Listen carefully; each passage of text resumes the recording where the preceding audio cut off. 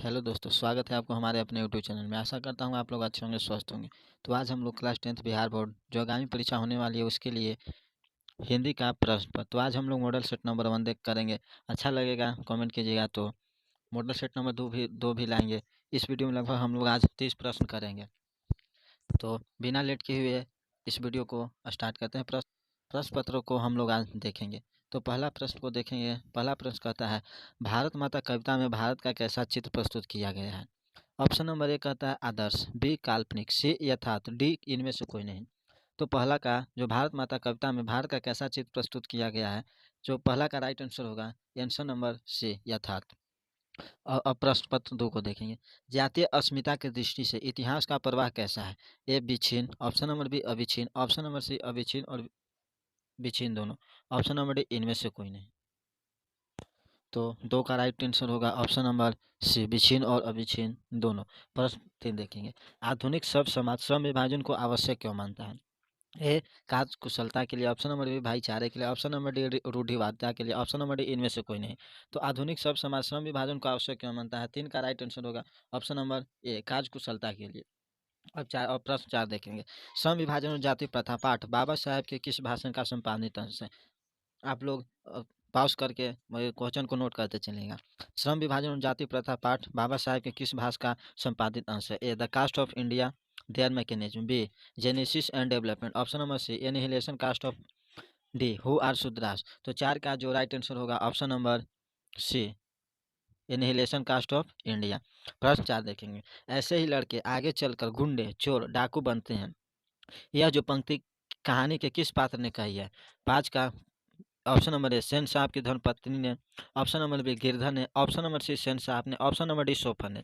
तो 5 जो ऐसे ही लड़के आगे चलकर गुंडे, चोर, डाकू बनते हैं, यह उक्ति है जो सेन साहब की धर्मपत्नी ने कही। ऑप्शन नंबर ए राइट आंसर होगा। 6 किसके अध्ययन क्षेत्र में भारत के कारण नवजीवन का संचार हो चुका है? ऑप्शन नंबर ए विधि शास्त्र, ऑप्शन नंबर बी नीति कक्षा, ऑप्शन नंबर सी भाषा विज्ञान, ऑप्शन नंबर डी देवत विज्ञान। तो 6 का जो राइट आंसर होगा ऑप्शन नंबर सी नीति कक्षा। नीति कक्षा के कारण अध्ययन क्षेत्र में भारत के कानून जीवन का विकास हो चुका है। ऑप्शन प्रश्न 7 देखेंगे। मगम्मा की बहू का क्या नाम है? जो मगम्मा थी उसकी बहू का क्या नाम है? Option number A Najamma, option number B Ragamma, option number C Gangamma, option number D Sangamma. तो 7 का राइट आंसर होगा option number A Najamma. Magamma की बहू का नाम नजम्मा था। अब डी देखेंगे। अब प्रश्न पत्र 8 देखेंगे। ढहते विश्वास कहानी किस लेखक द्वारा अनुदित है? जो ढहते विश्वास है कहानी वह किस लेखक द्वारा लिखा गया है? ए राजेंद्र प्रसाद मिश्र द्वारा, बी आर नारायण द्वारा, ऑप्शन नंबर सी गोपाल दास नागर द्वारा, ऑप्शन नंबर डी के ए जमुना द्वारा। तो जो ढहते विश्वास लिखा गया है ए लिखा गया राजेंद्र प्रसाद मिश्र। 8 का राइट आंसर होगा ऑप्शन नंबर ए। अब प्रश्न 9 देखेंगे। माँ कहानी किस लेखक द्वारा रचित है? जो माँ कहानी है वो किस लेखक द्वारा रचित है? ए श्रीनिवास, सत्ता कोड़ी होता, C Ishwar Petlikar, option number D Sujata. तो जो माँ कहानी है ये लिखा गया है ईश्वर पेटलीकर द्वारा। 9 का राइट आंसर होगा ऑप्शन नंबर सी।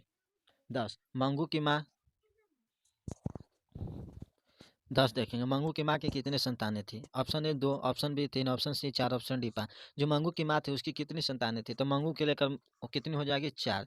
और मंगू के अलावा पूछेगा तो कितना कहेंगे? मंगू के अलावा पूछेगा तो हम लोग 3 कहेंगे। तो 10 का right answer option number C हो जाएगा। 11 प्रश्न देखेंगे। नगर कहानी किस भाषा से अनुदित है? जो नगर कहानी है वो किस भाषा में लिखा गया है, मतलब लिया गया? A Odia, option number B Tamil, option number C Gujarati, option number D Kannada. तो जो 11 का राइट आंसर हो जाएगा ऑप्शन नंबर बी तमिल। अब देखेंगे 12। पापति की उम्र क्या थी? जो पापती थी उसकी उम्र क्या थी? ए 10 वर्ष, बी 11 वर्ष, ऑप्शन नंबर सी 12 वर्ष, ऑप्शन नंबर डी 10 वर्ष। जो पापती की उम्र थी वो 12 वर्ष थी। कितनी थी? 12 वर्ष थी। अब प्रश्न देखेंगे 13। धरती कब तक घूमेगी कहानी किस लेखक द्वारा अनुदित है? ऑप्शन नंबर ए गोपाल दास नागर, ऑप्शन नंबर बी सांवर दैया, option number C K Jamuna, option number D Rajendra Prasad भी। तो 13 का राइट आंसर होगा कि धरती कब तक घूमेगी इस कहानी के लेखक हैं सांवर दैया। तो 13 का right answer option number B होगा। 14 प्रश्न को देखेंगे। श्रम विभाजन और जाति प्रथा के लेखक कौन है? ए महात्मा गांधी, बी जवाहरलाल नेहरू, सी राम मनोहर लोहिया, डी भीमराव अम्बेडकर। तो श्रम विभाजन और जाति प्रथा के लेखक जो है ये बहुत विद्वान व्यक्ति हैं हमारे डॉक्टर भीमराव अम्बेडकर साहब जी। तो 14 का राइट आंसर होगा ऑप्शन नंबर डी। 15 प्रश्न देखेंगे। 15 एक वृक्ष की हत्या कविता किस काव्य संग्रह से संकलित है? VVI क्वेश्चन, इसको नोट करते चलिएगा। एक वृक्ष की हत्या कविता किस काव्य संग्रह से संकलित है? तो 15 का right answer option number C हो जाएगा इन दिनों। डी का राइट आंसर हो जाएगा ऑप्शन नंबर 15 का राइट आंसर हो जाएगा ऑप्शन नंबर। अब प्रश्न 16 देखेंगे, गरीब बस्तियों में क्या हुआ था? जो गरीब बस्ती थी उसमें क्या हुआ था? ऑप्शन ए कहता कई शिशु पैदा हुए थे, बी कहता दंगे आगजनी और बमबारी हुई थी, सी धमाके से देवी जागरण हुआ था, डी इनमें से कोई नहीं। तो जो 16 का राइट आंसर है, गरीब बस्तियों में क्या हुआ था, तो 16 का राइट आंसर होगा ऑप्शन नंबर सी, धमाके के साथ क्या हुआ था भाई? देवी जागरण हुआ था। अब 16 देखेंगे, सृष्टि के विकास थमा थमा का प्रथमाक्षर क्या है? तो जो सृष्टि की विकास थमा का प्रथमाक्षर क्या है? तो 17 का राइट आंसर होगा ऑप्शन नंबर सी, 17 का right answer option number C, विफलता पर छल के आंसू। 18, प्रश्न 18 को देखेंगे, लौटकर आऊंगा फिर कविता किस कवि द्वारा भावांतरित की गई है? ये जीवनानंद दास, बी विनोद कुमार शुक्ल, सी प्रयाग शुक्ल, डी कुंवर नारायण। तो जो 18 है, लौटकर आऊंगा, जो लौटकर आऊंगा कविता उक्ति कही गई है, किस कविता से लिया गया? तो इसका हो जाएगा Prayag Shukla, option number C. 18 का right answer option number C. 19 देखेंगे, मेरे बिना तुम प्रभु किस भाषा से अनुवादित है? जो मेरे बिना तुम प्रभु है किस भाषा से अनुवादित है? तो 19 का राइट आंसर हो जाएगा ऑप्शन नंबर बी, जर्मन भाषा से। 20, दही वाली मगम्मा कहानी किस लेखक द्वारा रचित है? जो दही वाली मगम्मा है कहानी है किस लेखक द्वारा रचित? Option number A Srinivas, option number B सात कोड़ी होता, option number C Raj Gopalachari, D Mahatma Gandhi. तो दही वाली मगम्मा जो रचित है श्रीनिवास द्वारा। तो 20 का राइट आंसर होगा ऑप्शन नंबर ए।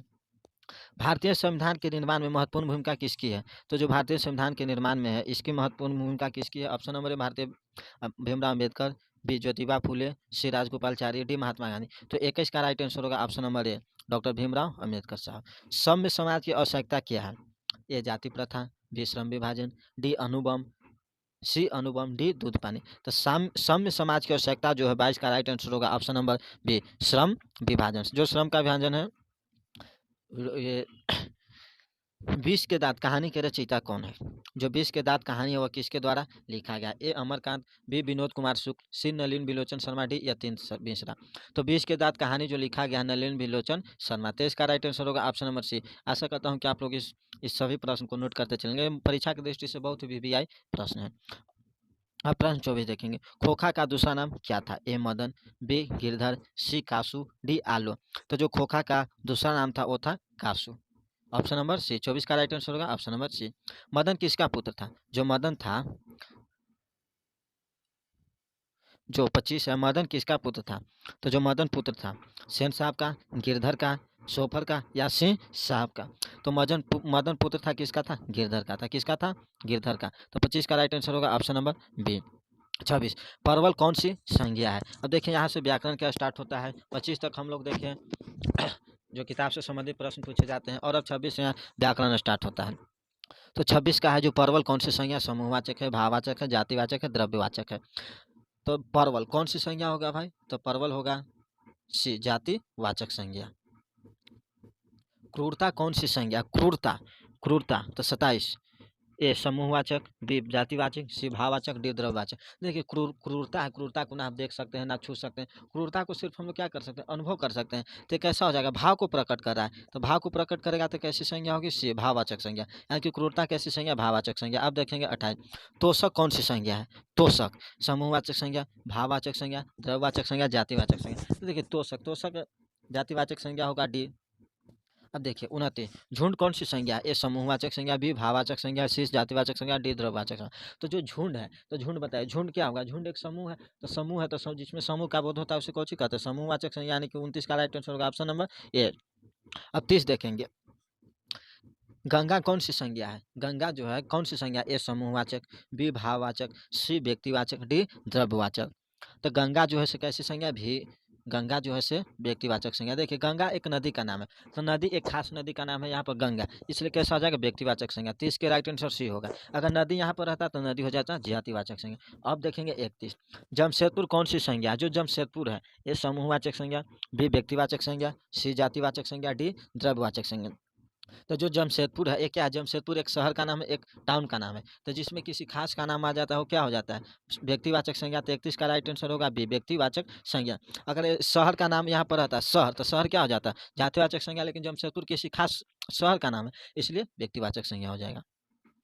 अब लास्ट आंसर है इस वीडियो का, लास्ट प्रश्न है इस वीडियो का। आशा करता हूँ उत्तर आप लोग देंगे। यथासंभव में कौन सा समास है? यथासंभव, ए अव्ययी भाव, बी बहुब्रीहि, सी कर्मधारय, डी नैश तत्पुरुष। तो यथासंभव में आप लोग समास भी अच्छे से पढ़ लीजिए, अगर कमेंट कीजिएगा तो समास पढ़ा देंगे। यथासंभव में कौन सा समास है? ये हो जाएगा अव्ययी भाव समास। तो 32 का राइट आंसर, 32 का राइट आंसर ऑप्शन नंबर ए, या अवयवी भाव समास। तो आज यहीं पर वीडियो को समाप्त कर, वीडियो देखने के लिए धन्यवाद। अगर वीडियो अच्छा लगा, इससे कुछ अगर लाभ होता है तो आप वीडियो को कमेंट जरूर करें, like share and subscribe channel को जरूर करें। धन्यवाद।